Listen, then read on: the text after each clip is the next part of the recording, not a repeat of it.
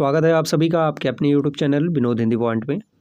आज के इस वीडियो में पढ़ने वाले हैं संपूर्ण हिंदी साहित्य एवं हिंदी व्याकरण से संबंधित महत्वपूर्ण अभ्यास पेपर, जो सभी परीक्षाओं के लिए बहुत ही महत्वपूर्ण है। खासकर बीपीएससी टीआरई 4 की जो परीक्षा होनी है उसके लिए बहुत ही महत्वपूर्ण है। उत्तर प्रदेश टीजीटी पीजीटी की भी परीक्षा होनी है, तो फटाफट आप सभी हिंदी विद्यार्थी आज के प्रैक्टिस पेपर में शामिल हो जाइए। तो चलिए पहला प्रश्न शुरू करते हैं। हिंदी वर्णमाला के निम्नलिखित वर्ण समूहों में से कौन सा एक अंतस्थ वर्ण समूह है? विकल्प को आप पढ़ लीजिए और इसमें बताना है अंतस्थ वर्ण समूह कौन सा है। A B C D. अंतस्थ, तो सही उत्तर हो जाएगा या रा लावा। ये जो वर्ण समूह है ये अंतस्थ वर्ण समूह है। प्रश्न संख्या 2 है, निम्नलिखित में से एक कौन सा कवि अष्टछाप का कवि है? नरहरि स्वामी, छीत स्वामी, गोपाल स्वामी, राम स्वामी। अष्टछाप का कवि कौन सा है? अष्टछाप की स्थापना जो है 1565 ईस्वी में विट्ठल नाथ के द्वारा की गई थी और इसमें कुल 8 कवियों को रखा गया था। 4 कवि विट्ठल नाथ के थे, 4 कवि वल्लभाचार्य के थे। तो अष्टछाप का जो कवि है इसमें से छीत स्वामी है। ठीक है, छीत स्वामी। 3 नंबर है, निम्नलिखित शब्दों में से एक शब्द में मितु प्रत्यय का प्रयोग हुआ है, उसे चिन्हित कीजिए। कर्तव्य, करणीय, श्रीमान, पीत। मितु प्रत्यय का प्रयोग हुआ है श्रीमान में, से विकल्प सही होगा। पवन शब्द का संधि विग्रह कौन सा है? पवन। पवन का संधि विच्छेद हो जाएगा पोधन अन पवन। राम की शक्ति पूजा कविता के कवि कौन है? प्रसिद्ध कविता है राम की शक्ति पूजा। इसका सही उत्तर है सूर्यकांत त्रिपाठी निराला। निम्न काव्य पंक्तियों में से एक में उपमा अलंकार है। विकल्प को आप पढ़ लीजिए और बताइए उपमा अलंकार किस विकल्प में है। तुम पीतु सरिस भले मोहि मारा, चरण कमल बंदो हरिराई, नारी विच सारी है कि सारी की ही नारी है, बिनु पग चले सुनय बिनु काना, कर बिनु कर्म करय बिधु नाना। तो उपमा अलंकार हो जाएगा इसमें तुम पीतु सरिस भले मोहि मारा, ये विकल्प सही है। सूची 1 का सूची 2 से मिलान करना है। कारक और कारक के जो चिन्ह हैं उनका मिलान करता है। कर्ता ने कर्म को करण से संप्रदान अपादान, तो इसमें हो जाएगा कर्ता ने, कर्ता का 4 नंबर सही होगा। कर्म को 3 नंबर होगा। अपादान से अलग होना, जैसे बिल्ली छत से गिरी, पेड़ से पत्ते गिरे। संप्रदान को के लिए, इस तरह से इसका मिलान होगा। 8 नंबर है, यह ऐसा संसार है जैसे सेमल फूल। यह काव्य पंक्ति किसकी है? रहीमदास, तुलसीदास, कबीरदास, जयसी। यह ऐसा संसार है जैसे सेमल फूल, तो ये कबीरदास की पंक्ति है। निम्नलिखित में से एक महिला कथाकार नहीं है। उषा प्रेमवदा, ममता कालिया, उषा भंडारी, मेहरुन्निसा परवेज। महिला कथाकार नहीं है, तो यहाँ उषा भंडारी नहीं, मन्नू भंडारी ये महिला कथाकार हैं। उषा भंडारी नहीं है।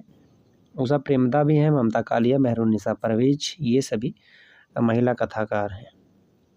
आन का मान नाटक के लेखक कौन है? सीताराम प्रेमी, हरिकृष्ण प्रेमी, त्रिलोकीनाथ प्रेमी, प्रेमी राम शर्मा प्रेमी। आन का मान नाटक के लेखक हैं हरिकृष्ण प्रेमी।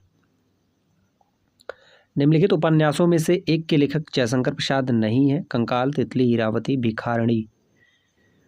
तो भिखारणी जो है यह चतुर्सेन शास्त्री का उपन्यास है। कंकाल, तितली, इरावती ये तीनों जयशंकर प्रसाद के उपन्यास हैं। इरावती इनका अपूर्ण और अधूरा उपन्यास है। चित्रलेखा नामक कृति है। नाटक, कहानी, जीवनी, उपन्यास। चित्रलेखा की विधा कौन सी है ये आपको बताना है। तो ये उपन्यास है। चित्रलेखा भगवती चरण वर्मा का उपन्यास है। 13 नंबर है, निम्नलिखित में से एक रचना यात्रा साहित्य से संबंधित नहीं है। घुमक्कड़ शास्त्र, आखिरी चट्टान, ठेले पर हिमालय, मैंने सिल पहुंचाई। कौन सी रचना यात्रा साहित्य से नहीं है? मैंने सिल पहुंचाई ये जो है निबंध है। ठीक है, हरिशंकर परशाई का। हिंदी का आदिकाल रचना के लेखक कौन है? घुमक्कड़ शास्त्र राहुल संकृतायन का है। और घुमक्कड़ त्रयी की बात अगर की जाए तो इसमें राहुल संकृतायन, नागार्जुन और अज्ञेय का नाम आता है। आखिरी चट्टान मोहन राकेश का है। ठेले पर हिमालय धर्मवीर भारती का है। हिंदी का आदिकाल रचना के लेखक कौन है? महावीर प्रसाद द्विवेदी, हजारी प्रसाद द्विवेदी, रामचंद्र शुक्ल, डॉक्टर नगेंद्र। हिंदी का आदिकाल के लेखक हैं हजारी प्रसाद द्विवेदी। निम्नलिखित में से एक निबंध मनोविकार संबंधी निबंध नहीं है। लज्जा और ग्लानि, क्रोध, लोभ और प्रीति त्रिवेणी। मनोविकार संबंधी निबंध कौन सा नहीं है? तो इसका सही उत्तर है त्रिवेणी जो है यह मनोविकार संबंधी निबंध नहीं है। और ये जो सभी निबंध है ये आचार्य रामचंद्र शुक्ल के हैं। गागर में सागर भरने का आशय क्या है? ये जो लोकोक्ति है बहुत ही प्रसिद्ध है। गागर में सागर भरना किस कवि के लिए कहा जाता है यह भी आपको बताना है। तो इसका जो आशय है गागर में सागर भरना, थोड़े शब्दों में व्यापक अर्थ भर देना। बिहारी सतसई बिहारी की रचना है और बिहारी सतसई के लिए कहा जाता है गागर में सागर भरने की बात, जिसमें 719 दोहे हैं और प्रत्येक दोहे को असरफी के समान माना जाता है। निम्नलिखित में से एक कवि कृष्ण भक्त कवि नहीं है। नंददास, सूरदास, रसखान, पद्माकर। कृष्ण भक्त कवि नहीं है तो सही उत्तर है पद्माकर। पद्माकर की एक प्रसिद्ध रचना है जगत विनोद। कई बार ये रचना परीक्षा में पूछी गई है। नंददास, रसखान, सूरदास ये तीनों जो है कृष्ण भक्त कवि हैं। नंददास को जड़िया कवि भी कहा जाता है। उनकी रचना रास पंचाध्यायी है जो रोला छंद में लिखी गई है, ये भी पूछा जाता है। निम्नलिखित शब्दों में से एक शब्द सूर्य का पर्यायवाची नहीं है। पतंग, भास्कर, मार्तंड, विधु। सूर्य का पर्यायवाची कौन सा नहीं है? तो इसका सही उत्तर हो जाएगा विधु जो है यह सूर्य का पर्यायवाची नहीं है। 19 नंबर है अब पछताए होत का जब चिड़िया चुग गई खेत का अर्थ क्या है? यह प्रसिद्ध लोकोक्ति है और इसका अर्थ बताना है आपको। तो इसका अर्थ हो जाएगा अवसर बीत जाने के बाद पश्चाताप करने से क्या लाभ। टीआरई 4 का विज्ञापन आने वाला है और टीआरई 4 में अच्छे खासे पद हैं। ये मुहावरा सटीक बैठता है, इसलिए टीआरई 4 की तैयारी आप अभी से शुरू कर दीजिए, नहीं तो अवसर बीत जाने के बाद पश्चाताप करने से कोई लाभ नहीं होगा। अब पछताए होत का जब चिड़िया चुग गई खेत। एस्टेट परीक्षा अगर आपका क्लियर हो रहा है तो टीआरई 4 की तैयारी अभी से शुरू कर दीजिए। और हाँ, अगर आप हिंदी विषय से टीजीटी पीजीटी की तैयारी कर रहे हैं तो आप इस चैनल को सब्सक्राइब कर लीजिए, चैनल से जुड़ जाइए, क्योंकि प्रैक्टिस पेपर से संबंधित निरंतर वीडियो इस चैनल पर आते रहते हैं। 20 नंबर है कब तक पुकारूं रचना के लेखक कौन है? रंगाचार्य, मध्वाचार्य, गोविंदाचार्य, रांगे राघव। कब तक पुकारूं पूछा गया प्रश्न है, रांगे राघव की रचना है। नासिकेतोपाख्यान के लेखक कौन है? मंडल मिश्र, सदल मिश्र, सदन मिश्र, शूदन मिश्र। नासिकेतोपाख्यान के लेखक हैं सदल मिश्र। रीतिकाल के कवि घनानंद एक काव्यधारा का प्रतिनिधित्व करते हैं, उसका नाम है। रीतबद्ध, रीत सिद्ध, अरीति काव्य, रीत मुक्त। तो घनानंद जो है यह रीत मुक्त काव्यधारा के कवि हैं। घनानंद, आलम, बोधा, ठाकुर ये जितने कवि हैं ये सभी रीत मुक्त स्वच्छंद काव्यधारा के अंतर्गत आते हैं। रीत सिद्ध काव्यधारा के अंतर्गत प्रसिद्ध कवि बिहारी आते हैं। किसे आधुनिक हिंदी काव्य जगत की मीरा कहा जाता है? आधुनिक हिंदी काव्य जगत की मीरा किसे कहा जाता है या फिर आधुनिक मीरा के नाम से कौन जानी जाती हैं?